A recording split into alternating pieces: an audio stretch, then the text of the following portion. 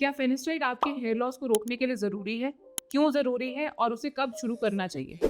आज हम इस वीडियो में इसी बारे में बात करेंगे। Hi, my name is doctor Nandini Dadu from Dadu medical centre. Finasteride जैसे कि हम जानते हैं कि एक बहुत ही पॉपुलर ड्रग है, इसलिए क्योंकि वो एक डीएचटी ब्लॉकर है। डीएचटी जो होता है वो आपके बालों को कमज़ोर बनाता है, पतला करता है। इसीलिए वो मेल्स और फीमेल्स में एक पैटर्न हेयर लॉस देता है। मेल्स में उसे हम कहते हैं मेल पैटर्न बॉल्डनेस और फीमेल्स में उसे कहते हैं फीमेल पैटर्न हेयर लॉस। तो इसलिए उसका इस्तेमाल हमने जब डीएचटी की वजह से आपका हेयर लॉस हुआ या आपको हेयर थिनिंग दिखती है तो हमने फिनिस्टाइड का इस्तेमाल करना शुरू किया। लेकिन फिनिस्टाइड कब शुरू करनी चाहिए?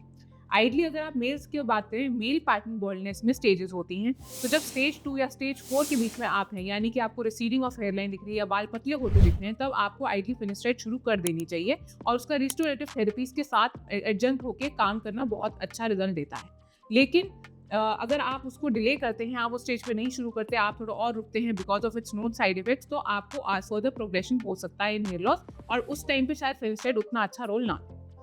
फीमेल्स में जब हम बात करते हैं तो फीमेल पैटर्न बॉल्डनेस भी होती है, वो भी स्टेजेस में होती है, लेकिन उसका जो एक पैटर्न होता है कि बाल पतले होते हैं, आपकी मांग चौड़ी होती चली जाती है, पोनीटेल पतली होती चली जाती है, तो उसमें भी हम आपका डीएचटी का रोल है, लेकिन उसमें फिनिस्टाइड आपका ड्रग ऑफ चॉइस नहीं है। पहले उसमें रिस्टोरेटिव थेरेपीज करी जाएंगी, उसके बाद इसमें फिनिस्टाइड ऐड किया जाता है।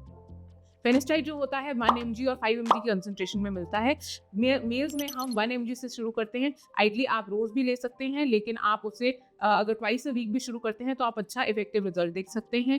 फीमेल्स में हम डेफिनेटली 5 mg से शुरू करते हैं, लेकिन फीमेल्स में हम क्योंकि it should be under the guidance of doctor for both men and women, तो आप उसी हिसाब से अपने डॉक्टर से प्रिस्क्राइब कराकर ही फिनिस्टाइड शुरू करेंगे। ये ओवर द काउंटर्स अवेलेबल है, लेकिन प्लीज़ इसे अंडर गाइडेंस इस्तेमाल करें ताकि आपको बेटर रिजल्ट दें और आप इसके साइड इफेक्ट्स ना देखें। ऐसी और informative videos on hair fall, hair loss and hair transplant देखने के लिए आप हमारे YouTube चैनल DMC ट्राइकोलॉजी को सब्सक्राइब करें। Thank you.